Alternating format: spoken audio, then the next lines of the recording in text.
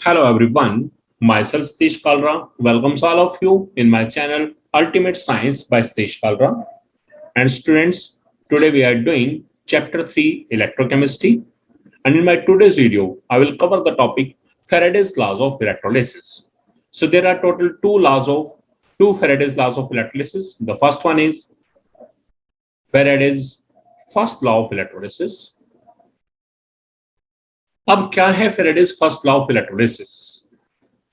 In my previous video, we have discussed the predict the products of electrolysis, and in some cases, हमने पढ़ा भी है copper metal is deposited at cathode, oxygen gas is evolved at anode. Now, Faraday's laws जो हैं, they are concentrated upon the mass of substance deposited or reflected. So there are total two laws of Faraday. One is Faraday's first law of electrolysis. Second is Faraday's second law of electrolysis. अब क्या है Faraday's first law? According to this law,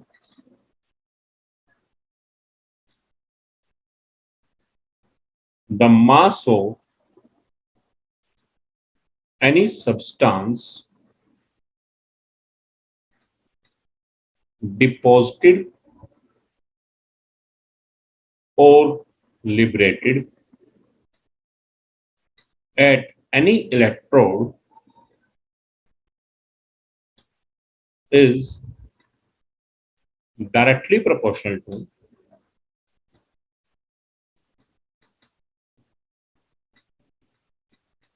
quantity of electric charge passing through the electrolyte.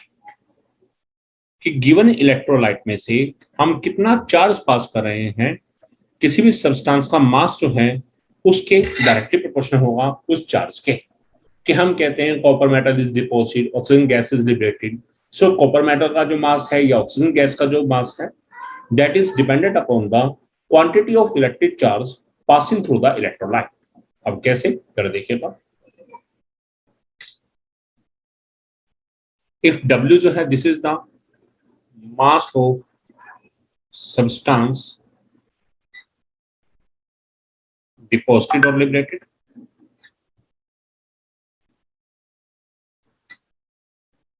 at any electrode. Q क्या है? This is the electric charge. Then according to Faraday's first law के according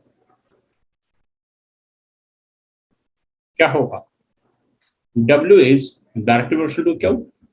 और हम जानते हैं जब भी proportionally sign हटाते हैं तो इक्वल आता है, तो W to ZQ.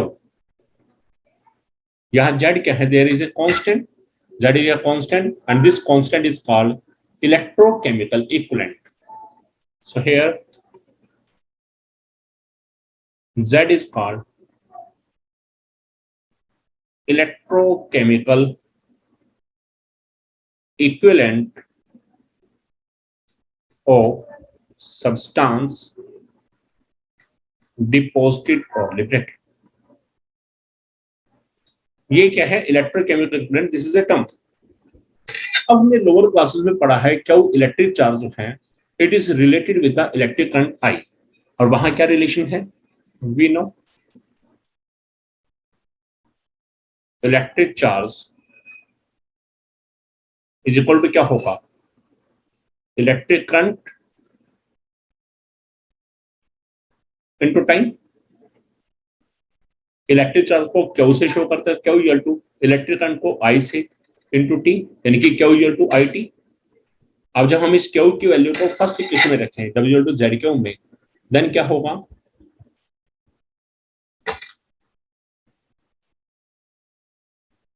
Put value of Q in first equation. तो फॉर्मूला क्या आएगा फैराडेज लॉ का? W equal to ZIT. यहाँ W क्या है? This is the mass of substance deposited और liberated at any electrode. Z क्या है? Electrochemical equivalent of substance deposited और liberated at that electrode. I क्या है? Electric current. और T क्या है? Time. This is Faraday's first law. अब हम यहां बात करें जेड क्या है, इलेक्ट्रोकेमिकल इक्विवेलेंट। अब ये कैसे निकालते हैं जेड? जेड यानी कि इलेक्ट्रोकेमिकल इक्विवेलेंट कैसे फाइंड आउट किया जाता है ऑफ एनी सब्सटेंस? इसे निकालने का एक फॉर्मूला है, this is equal to equivalent mass of substance. उस सब्सटेंस के इक्विवेलेंट मास को हम डिवाइड करेंगे, एक टर्म है 96,500। 96,500 से डिवाइड करेंगे तो उसे क्या बोलते हैं? Z, electrochemical equivalent. अभी हम बात करेंगे 96,500 क्या है, लेकिन उससे पहले हम बात करें इक्विवेलेंट मास कैसे निकालते हैं। अब बात आती है equivalent mass. Equivalent mass of substance कैसे फाइंड आउट किया जाएगा? तो याद रखिएगा, equivalent mass of substance is always equal to molar mass of substance. It means element के केस में एटॉमिक मास और कंपाउंड या गैस के क्वेश्चन में मॉलिक्यूलर मास, उसी को बोलते हैं मोलर मास। तो molar mass of substance divide by number of electrons lost और गेन। कितने इलेक्ट्रॉन लूज हो रहे हैं या कितने गेन हो रहे हैं। जब मोलर मास को नंबर ऑफ इलेक्ट्रॉन लॉस्ट या गेन से डिवाइड करेंगे, इक्विवेलेंट मास आ जाएगा, और इक्विवेलेंट मास को यहां पुट अप करेंगे डिवाइड बाय 96,500 तो जेड आ जाएगा। तो यदि WL2 ZIT की बात है तो जेड क्या है? इक्विवेलेंट मास अपॉन 6,500, और इक्विवेलेंट मास किसके इक्विवेलेंट है? Molar mass upon number of electron lost और गेन। तो यदि मैं ये वैल्यू पुट अप करता हूं, इसकी वैल्यू को, इक्विवेलेंट मास की वैल्यू को हम पुट करते हैं, पुट इन इक्वेशन 2, तो WL2 क्या होगा? Molar mass of substance divide by number of electron lost और गेन इनटू 96,500। ये तो हो गया जेड की वैल्यू इनटू IT। सो ये हमारे पास फार्मूला बन गया। हमारे पास कौन सा? This is the formula of finding out the W, that is the mass of substance deposited or liberated. So WL2 molar mass of substance divided by number of electron lost or gained, नीचे साथ में into 6,500 है into IT। So this is the formula. अब हम इस फार्मूले के अंदर इस फार्मूले को शुरू करने से पहले बात करते हैं 96,500 क्या है। There is a term known as the 1 Faraday। अब 1 Faraday होता क्या है? What is 1 Faraday? It is the charge possessed by 1 mole of electrons. So 1 mole of electrons के बाद जितना टोटल चार्ज है उसे क्या बोलते हैं? 1 Faraday। अब इसे कैसे कैलकुलेट करेंगे आप जानते हैं। We know charge on 1 electron. 1 electron पे कितना चार्ज है? 1.6 into 10⁻19 coulomb. And we know 1 mole electrons का मतलब क्या है? 1 मोल में कितने होते हैं? 6.022 इंटू 10⁻23 इलेक्ट्रॉन्स। तो यदि मैं बात करता हूं charge on 1 mole electrons, it means charge on 1 mole electrons, जिसे हम क्या बोल रहे हैं? 1 फेराडे। तो इसे कैसे करेंगे? 1 इलेक्ट्रॉन के चार्ज को नंबर ऑफ इलेक्ट्रॉन से मल्टीप्लाई करेंगे प्रेजेंट इन 1 मोल। तो क्या होगा? 6.022 इंटू 10⁻23 मल्टीप्लाई बाय 1.6 इंटू 10⁻19, और जब इसे सोल्व करेंगे answer is 96,500 coulomb approximately. So 1 Faraday means 96,500 coulomb charge.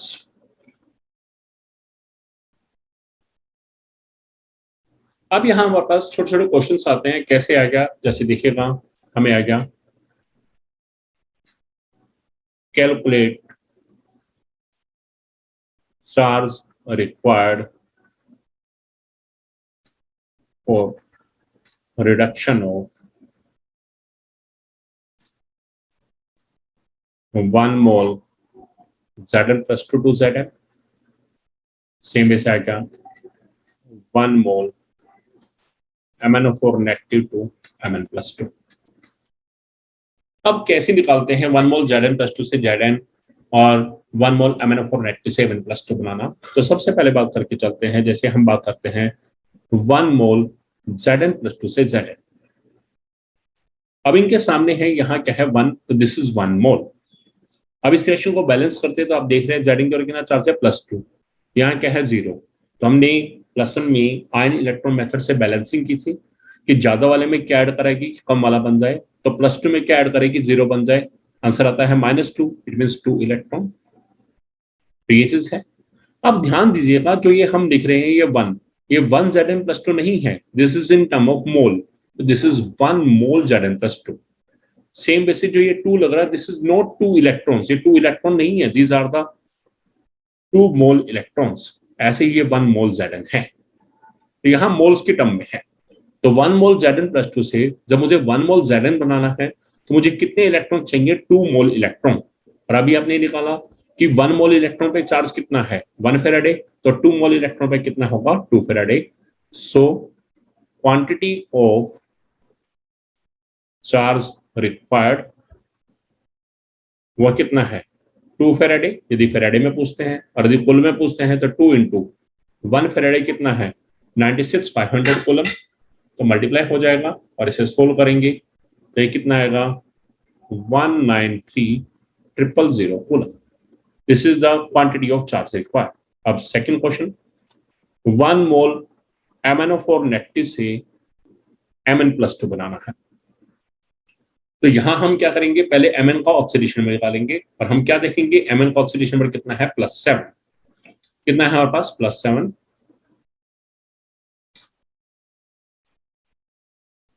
तो नीचे लिख लेंगे 1 मोल Mn+7 बनना क्या है 1 मोल Mn+2। सेम बेसिक यहाँ क्या आएगा 5 इलेक्ट्रॉन, तो ये 5 इलेक्ट्रॉन ना होके क्या है 5 मोल इलेक्ट्रॉन। तो this is 1 mole, this is 5 mole, this is 1 मोल। तो 1 मोल MnO4 नेगेटिव से जब 1 मोल Mn+2 बनाया तो हमारे पास कितने मोल इलेक्ट्रॉन चाहिए 5 mole electron. It means quantity of charge required is equal to 5 mole electron, it means 5 faraday. और यदि कूलम में बात करें तो 5 इंटू 96,500 कूलम, और इसे सोल्व करेंगे 482500 coulomb. So this is the quantity of charge required. Now next topic is Faraday's second law of electrolysis. अब क्या है Faraday's second law of electrolysis, ध्यान से देखिएगा।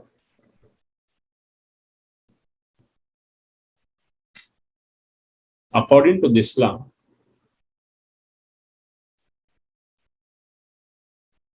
when same quantity of electric charge or electric current is passed through different electrolytes,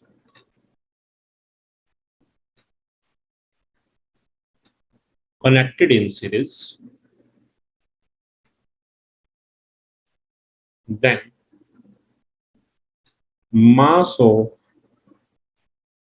any substance deposited or liberated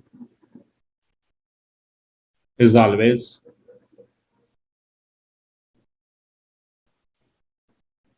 directly proportional to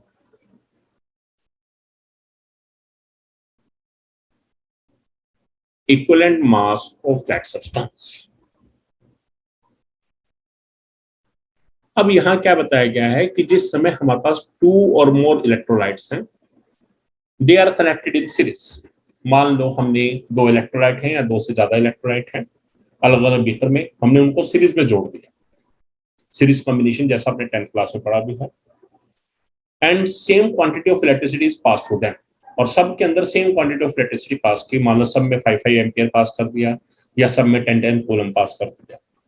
then in that case mass of any substance deposited और liberated at any electrode, तो किसी भी electrode पे जो substance deposit होगा उसका जो mass है या जो सब्सटेंस लिबरेट होगा उसका जो मास है, it is directly proportional to equivalent mass of that substance.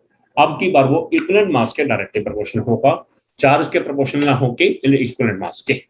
अब कैसे, जैसे सपोज कीजिए हमारे पास, देखिएगा इस चीज को समझने के लिए, suppose we are having 3 different electrolytes. मान लो हमारे पास 3 डिफरेंट इलेक्ट्रोलाइट्स हैं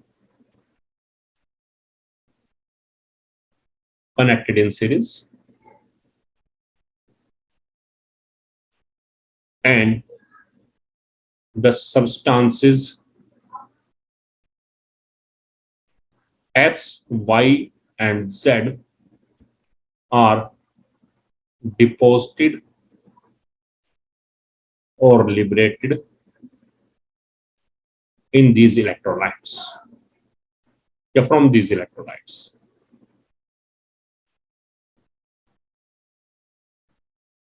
Respectively, 3 इलेक्ट्रोलाइट है ए, बी एंड सी, 3 डिफरेंट है, मान लो कुछ भी नाम ले सकते हो। और मान लो पहले इलेक्ट्रोलाइट से एच सब्सटेंस डिपॉजिट हो रहा है या लिबरेट हो रहा है, दूसरे से वाई, तीसरे से जेड, ठीक है, सीरीज से है, और साथ में कंडीशन वही है, and same quantity of electricity is passed.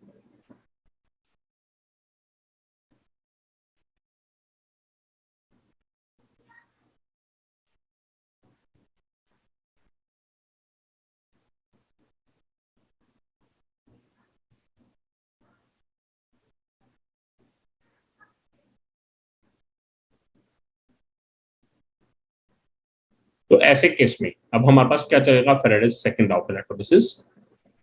Then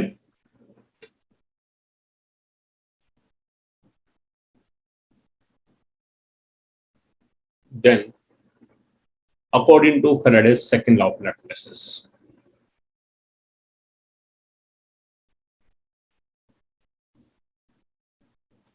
और फैराडे सेकंड लॉ क्या कह रहा है कि mass of substance deposited is directly relation to equivalent mass of substance.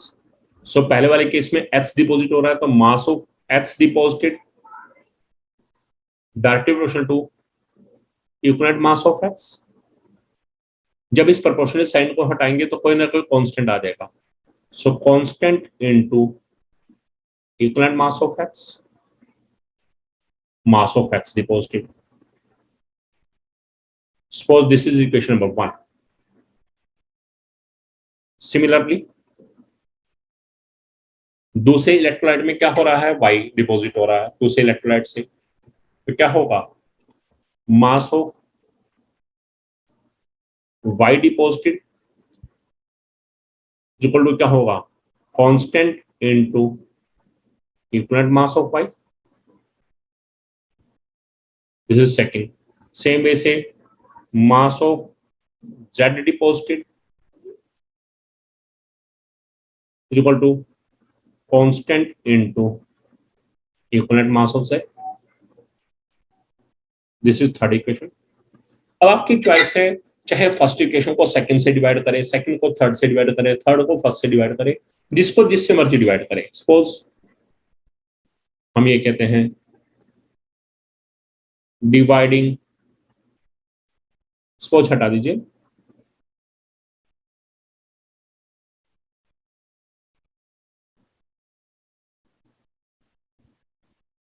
Dividing second equation by third. अब हमने क्या किया है, सेकंड को थर्ड इक्वेशन से डिवाइड किया, तो सेकंड इक्वेशन में क्या है, mass of Y deposited, third में क्या है, मास ऑफ जेड, तो सीधा सा क्या बन जाएगा, mass of Y deposited upon mass of Z deposited is equal to constant into equivalent mass of Y बटा में constant into equivalent mass of Z. Constant constant cancel, so conclusion क्या आएगा हमारे पास, लास्ट में क्या बचा हमारे पास, mass of Y deposited upon mass of Z deposited is equal to क्या आएगा, equivalent mass of Y upon equivalent mass of Z। So इस तरह से हम कोई भी कर सकते हैं। यदि y अपॉन Z ले रहे हैं तो equivalent mass of y upon equivalent mass of Z आ जाएगा। उल्टा चले Z अपॉन y ले रहे हैं तो mass of Z deposit upon mass of y deposit equal to क्या आएगा, equivalent mass of Z upon equivalent mass of y आ जाएगा। कोई भी कर सकते हैं। So this is Faraday's second law of electrolysis. So this is all about Faraday's first law and Faraday's second law. Hope you learned a lot from my video. If you like my video, then you can share my video and you can subscribe my channel, Ultimate Science by Satish Kalra. Thanks a lot.